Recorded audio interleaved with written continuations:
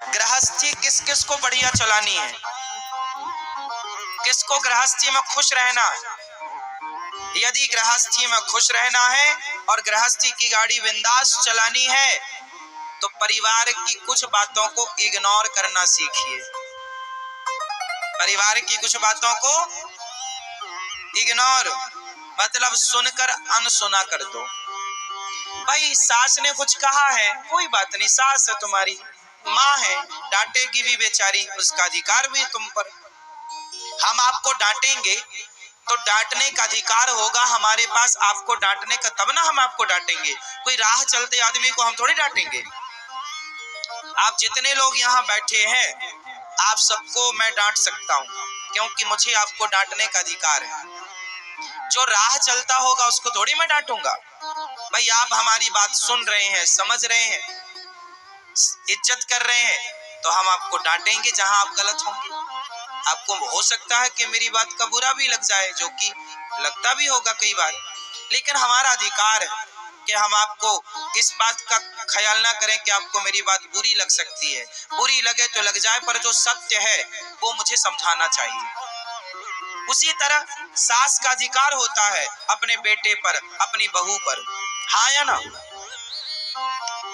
इसलिए मैं आप लोगों से प्रार्थना करता हूँ, अपनी सास से डांटने का अधिकार मत छीन लेना बहुओं। सास है, डांट रही है तो खुश हो जाओ मन से कि चलो माँ है, कुछ कह रही है, कोई बात नहीं, क्या बिगड़ना, कह ही तो रही है। अच्छा कहे बुरा कहे, ये तो उसके अपने संस्कार हैं कि वो किस तरह की बातें कर रही है। लेकिन आपका अपना भी तो एक संस्कार है कि आप रिप्लाई क्या कर रहे हैं। जरूरी नहीं है कि आप हमारी तरफ कीचड़ फेंक रहे हैं तो हम भी आपकी तरफ कीचड़ फेंकें। क्या समझदारी क्या है कि आप हमारी ओर कीचड़ फेंक रहे हैं तो हम खड़े हैं तो आप कीचड़ फेंक रहे हैं। समझदारी ये है कि वहां से चुपचाप निकल जाओ। जो बातें आपको पसंद ना हो उन बातों से निकल जाओ दूर, इग्नोर कर दो, कोई बात नहीं, इन बातों में मुंह लगाने की जरूरत नहीं है। कई बार चुप रहना बहुत बड़ा इलाज होता है। चुप रहना बहुत सारे झगड़े को बचा लेता है, चुप। लेकिन आपको चुप नहीं रहा जाता, इग्नोर नहीं कर सकते हर बात ना।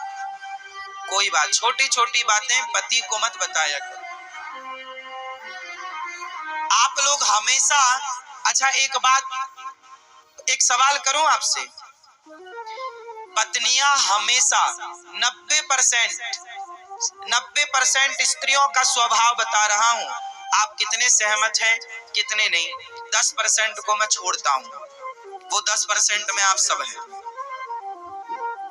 90% स्त्रियों का स्वभाव ये होता है कि वो अपने पति से अपने सास की, अपने ननद की, अपने भाभी की गलत बात तो शेयर करती है, यदि उन्होंने कुछ गलत कह दिया, गलत व्यवहार कर दिया। लेकिन 90% स्त्रियां अपने पति से कभी अपने सास की, भाभी की, अपनी ननद की तारीफ नहीं करती कि सुनो भाभी बहुत अच्छी, माँ बहुत अच्छी। हमेशा वो क्या बात करेंगे, हमारी, तुम्हारी माँ ऐसी है, तुम्हारी माँ ऐसी है, ये किया, ये व्यवहार किया, तुम्हारी भाभी ऐसी है, तुम्हारी बहन ऐसी है, देखो नागिन की तरह डसती है तुम्हारी बहन, ऐसा किया। अच्छा ये बताओ, इससे रिश्ते चलेंगे क्या? रिश्ते इन बातों से नहीं चलेंगे, लिख लो। रिश्ते चलाने के लिए इन गंदी बातों को इग्नोर करो और सदा अपने पति से, अपने सास की, अपने भाभी की, अपने ननंद की, क्या आपका दिल इतना बड़ा है कि तुम्हारी सास गलत है, ननंद गलत है, फिर भी आप उसकी गलतियों पर ध्यान ना देकर आप उसकी अच्छाइयों पर ध्यान दे रहे हैं कि ये देखो ये अच्छी। यदि व्यक्ति की एक बात बुरी है, एक बात गलत है, तो कुछ अच्छाइयां भी तो होंगी। लेकिन आप लोग ना अच्छाइयों को इग्नोर करते हैं और बुराइयों को, जैसे मक्खी पूरे शरीर में वहीं जाकर बैठती है जहां घाव होता, ऐसे कुछ लोग केवल आपकी कमी, बुराई ढूंढते हैं। ऐसे में आपका पति एक दिन सुन लेगा, 2 दिन सुनेगा, 3 दिन सुनेगा, 4 दिन सुनेगा। जब आप हमेशा उसकी माँ, उसकी बहन, उसकी भाभी की बुराई करोगी तो फिर वो आपके घर वालों पर उंगलियां उठाना, तेरी माँ कौन सी अच्छी, तेरा भाई कौन सा अच्छा, जबकि आपके भाई और आपकी माँ बहुत अच्छी हैं। वो ये बोलना नहीं चाह रहा लेकिन आप गुस्सा दिलाती हो। आप समझते नहीं हो, पुरुष आदमी काम करके लौटता है, मार्केट बाजार की बड़ी झंझट होती है, 1000-500 रुपए आदमी कमाता है तो वो कमाने के लिए बहुत पसीना बहाना पड़ता है, बहुत काम करना पड़ता है, बहुत सुनना पड़ता है। वो सारा टेंशन लेके घर आता है कि पत्नी प्यार से पानी पिलाएगी, प्यार से भोजन कराएगी, तो आप प्यार से हंसते हुए, पति आए तो वेलकम हंसते हुए करो ताकि वो आधी टेंशन तो तुम्हारी हंसी खुशी देखकर भूल जाए। लेकिन आप बिल्कुल ऐसा मुंह बनाए रहते हो। पति को लगा ये आज कुछ गड़बड़ है, पति लोग भी समझ जाते हैं कि आज इसका मूड क्या है। फिर पूछते हैं क्या हुआ आज? नहीं नहीं है, क्या बताएं हम, क्या होगा बताने से, पहले भी तो बताएं, अरे कुछ तो बताओ, अरे वो आपकी माँ। हाँ, फिर वही गाना माँ, भाभी और ननंद का। आदमी कितना सुनेगा, फिर आदमी गुस्सा हो जाता है पुरुष। फिर तुम्हारे बाप पर उंगलियां खड़ा के, तुम्हारा बाप कौन सा अच्छा, तुम्हारी माँ। फिर आपको और चंडी चढ़ जाती है, अरे हमारी माँ को कह रहे हो। लो भैया, यहीं से झगड़ा स्टार्ट होता है, यहीं से बातें बिगड़नी स्टार्ट होती हैं। तुमने हमारी माँ को कह दिया, तुमने हमारी माँ को कह दिया, तुमने हमारे भाई को कहा, तुमने हमारे भाई को कहा। लो भैया, गुस्सा आया, माँ को माँ वो आपके दामाद जी अच्छे नहीं है, हाँ बहुत डांट रहे, बहुत परेशान। हाँ बेटी आजा, माँ और 3 में 13, आजा बेटी। लो भैया, बेटी चली गई। अब 2 दिन बाद पति का फोन है, अच्छा सॉरी, आ जाओ तुम घर वापस। माँ माँ फोन आया उनका, क्या कहूँ? बोल दे नहीं आऊंगी, जब तक दामाद जी नाक रगड़ते नहीं आएंगे तब तक नहीं भेजूंगी। अब ये माँ और आग में घी डाल रही है, ये कह रही है दामाद जी जब नाक रगड़ते आएंगे तब बेटी भेजूंगी। मतलब ये आजकल की मॉडल सासें क्या चाहती हैं कि मेरा दामाद नाक रगड़े। और आप कैसी पत्नी हो कि अपने पति को अपने घर परिवार में अपमानित करना चाहती हो। छोटी छोटी बातें आप ही संभालो। आपकी माँ, आपका पिता कुछ नहीं करेंगे, आपकी माँ आपका पक्ष तो लेगी, हर माँ अपनी बेटी का पक्ष लेती है, लेकिन एक बात बताओ, बेटी का पक्ष लेने से भी कई बार बेटी का घर बिगड़ जाता है। हाँ या ना? इसलिए दामाद बुरा है, पति बुरा है, समझाओ, प्यार से कहो, सिखाओ।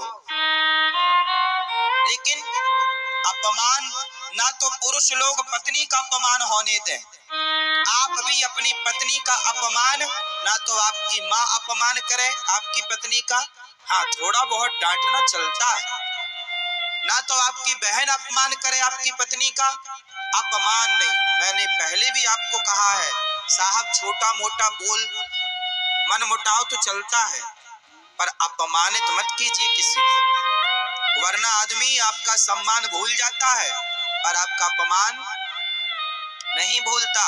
और यही छोटी छोटी बातें भविष्य के लिए पांव का कांटा बन जाती है, गले की हड्डी बन जाती है। इसलिए गृहस्थी चलाने के लिए कॉलेज यूनिवर्सिटी की डिग्रियां काम नहीं करेंगी, गृहस्थी वही चला पाएगा जिसको गृहस्थी चलाने का जीवन में माँ बाप ने संस्कार दिया होगा, अनुभव पाया होगा, वो चलाएगा। डिग्रियों के बल पर आप सोचें कि गृहस्थी चल जाए, तो डिग्रियों के बल पर गृहस्थी नहीं चलेगी। आज के जमाने में तलाक क्यों हो रहे हैं? क्योंकि लड़का लड़की के अंदर जरा भी सहनशीलता नहीं है, 2 बातें बर्दाश्त कर नहीं पाते। लड़कियां पहले ही शादी के पहले ही मन बना लेती है, मैं अपनी सास की बिल्कुल नहीं सुनूंगी, मैं अपने पति की क्यों सुनूं। अब जब आपने पहले ही मन बना रखा है कि मैं क्यों सुनूं, तो लिख लो, तुम्हारी शादी नहीं चलेगी, तुम्हारी गृहस्थी नहीं चलेगी। गृहस्थी उनकी चलती है जहां दो बातें वो पचा लेते हैं, दो बातें सुन लेते हैं, उनकी गृहस्थी चलती है। सहनशीलता चाहिए। क्या चाहिए? गृहस्थी में क्या चाहिए? जोर से। पत्थर भी जब मूर्ति बनता है तो पत्थर भी, सामान्य पत्थर भी सहता है। बताओ क्या सहता है? चोट। किसकी चोट? मूर्तिकार के द्वारा छैनी और हथौड़े से चोट मारी जाती है उस पत्थर पर, और वो हर चोट को सहता है। उस पत्थर के आंख में छैनी चलती है, मुंह में हथौड़ा चलता है, हाँ या ना? चलता है। हर चोट को वो पत्थर सहता है। जो पत्थर चोट सहता है वो भगवान बन जाता है, और जो पत्थर चोट खा के टूट जाता है, उस टूटे हुए पत्थर पर लोग नारियल तोड़ते हैं, वो भगवान नहीं होता। लोग उस पत्थर पर पांव रखकर जूते का बंध बांधते हैं, क्योंकि वो पत्थर चोट सह नहीं पाया। चोट सह गया होता तो भगवान बन जाता, नहीं सह पाया तो पांव के नीचे आ गया। जीवन में महान वही बनते हैं जो समाज में सहनशील होते हैं, दो बातें सहते हैं, दो बातें बर्दाश्त करते हैं। आपके अंदर यदि दो बातें सहन करने की क्षमता है, तब तो आप विवाह कर लेना।